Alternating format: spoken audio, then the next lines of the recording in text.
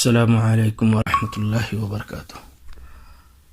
الحمد للہ رب العالمین والصلاة والسلام علی رسولہ الکریم نبینا محمد وعلی آلہ وصحبہ اجمعین، ثم اما بعد۔ آج کا درس جس کا عنوان ہے بدعتی کا انجام۔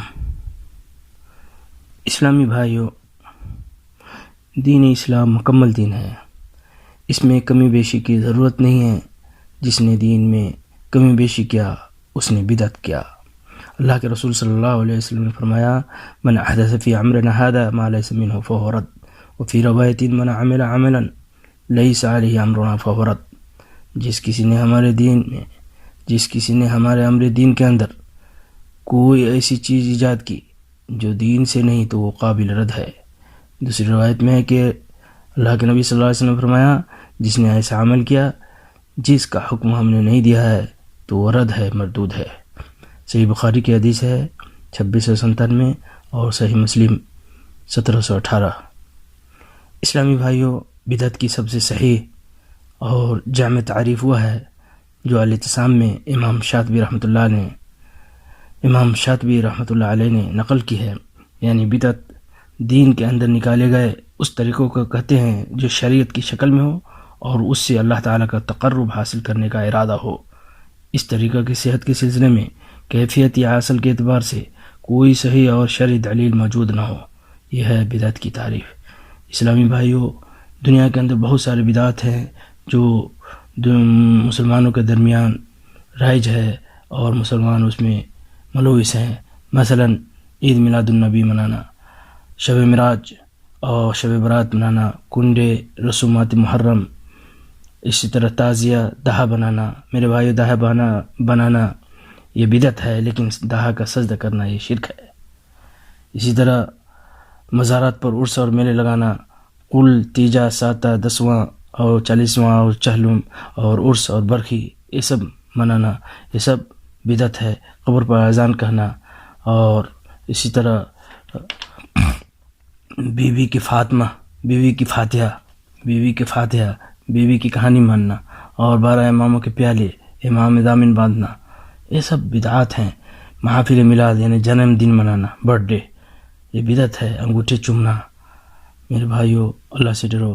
مساجد پر چراغاں کرنا، مزارات پر گنبد بنانا، مزارات کو غسل دینا، مزارات پر چراغاں کرنا، قبروں پر پھول چڑھانا، قبر پر اگربتی جلانا یہ سب بدعات ہے، گناہ کا کام ہے۔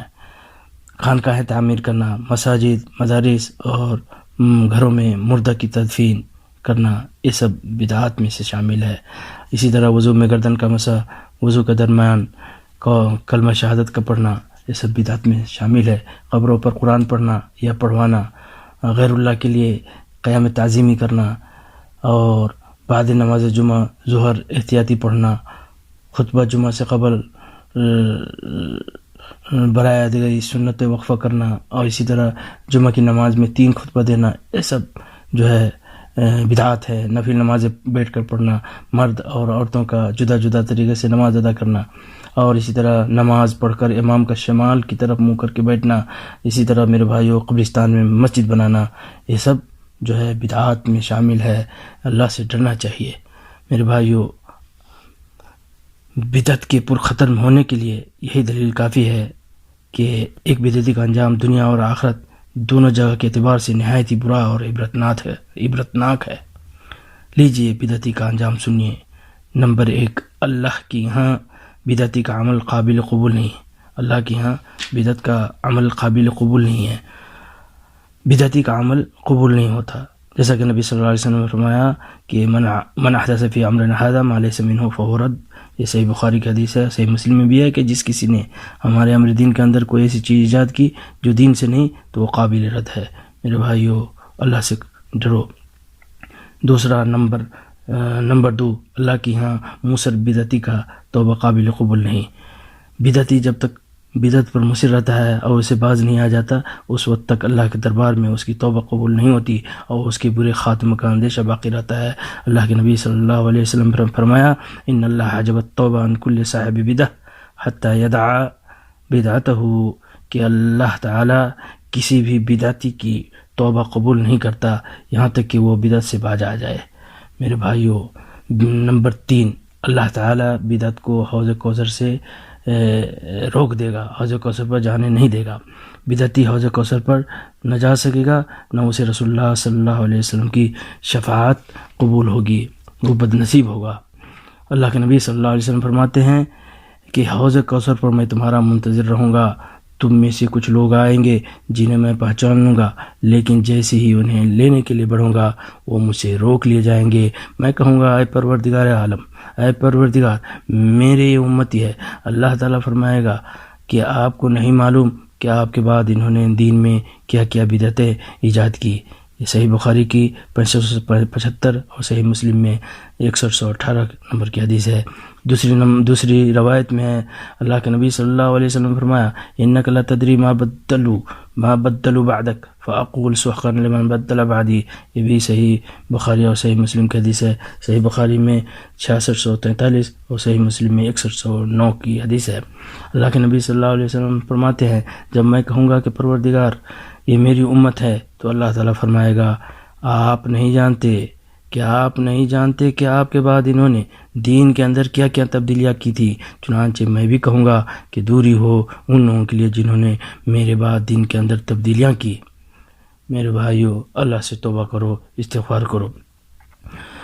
نمبر 5، بدعتی کا انجام نمبر 4 وہ یہ ہے کہ بدعت ایجاد کرنے والے کے اس بدعت پر عمل کرنے والوں کا گناہ ایجاد کرنے والے پر تھوپ دیا جائے گا۔ ایک بدعتی اپنے گناہ کے ساتھ ہی قیامت تک پیدا ہونے والے ان تمام لوگوں کے گناہ کا بھی ذمہ دار ہوتا ہے جو اس کی ایجاد کردہ بدعت پر چلیں گے۔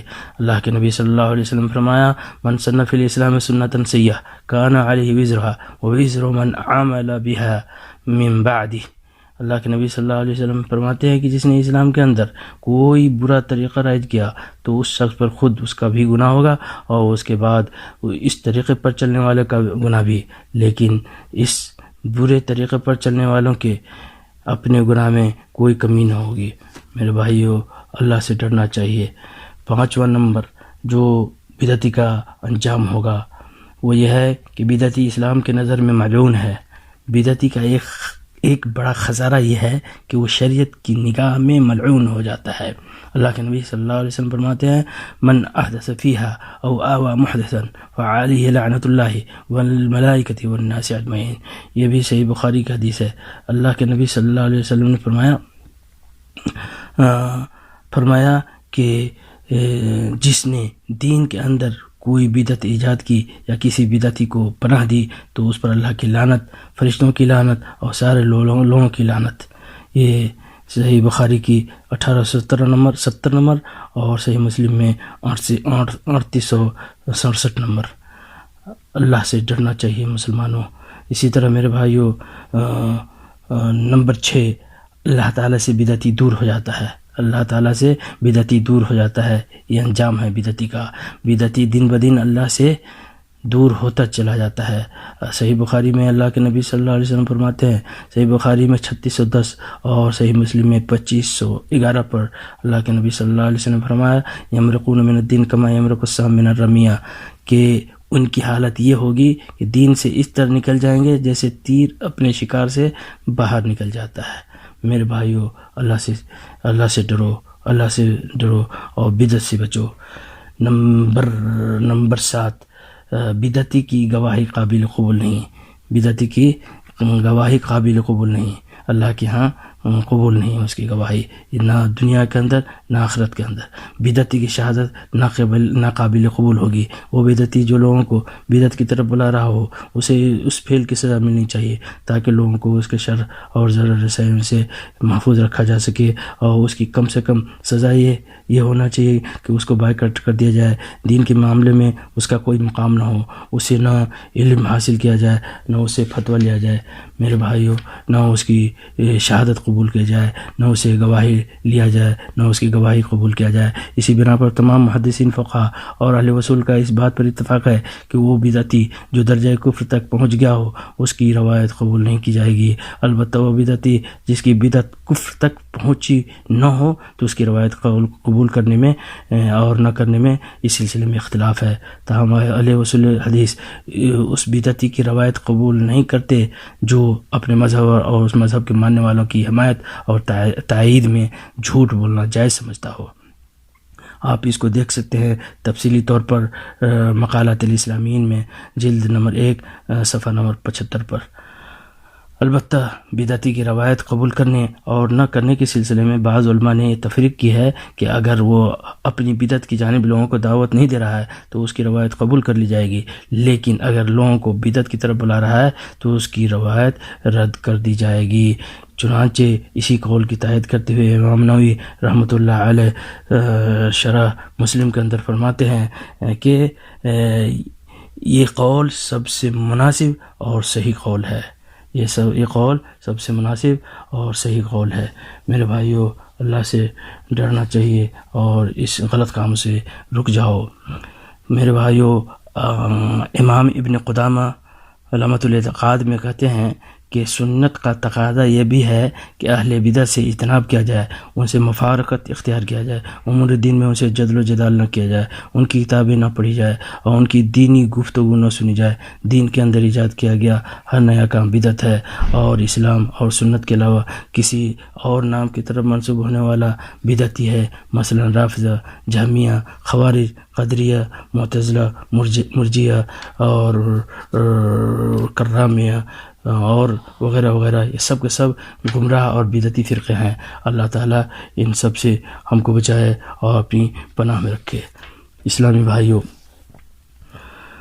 ان تفاصیل کے بعد جب یہ بات واضح ہو گئی کہ بدعت معصیت سے کہیں زیادہ بری چیز ہے اور یہ کہ بدعت کفر کی جڑ ہے، تو ایک مسلمان کے لیے ضروری ہو جاتا ہے کہ وہ بدعتوں سے دور رہ کر ان پر نکیر کرے اور ان سے بائیکاٹ رکھے اور ان کے ساتھ اٹھنے بیٹھنے سے بچے۔ اللہ تعالیٰ سے ہمیں دعا کرنی چاہیے کہ اللہ تعالیٰ ہمیں بدعت سے بچائے اور کتاب و سنت پر عمل کرنے کی توفیق عطا فرمائے۔ آمین۔ وصلی اللہ علی نبینا محمد وعلی آلہ وصحبہ وسلم۔